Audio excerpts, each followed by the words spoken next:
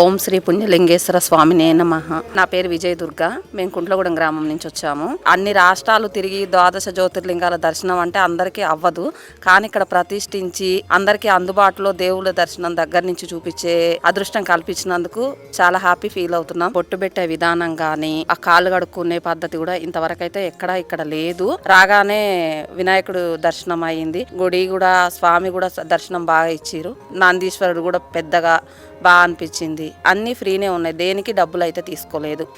ఓం శ్రీ పుణ్యలింగేశ్వర స్వామియే నమః. ఓం శ్రీ పుణ్యలింగేశ్వర స్వామియే నమః.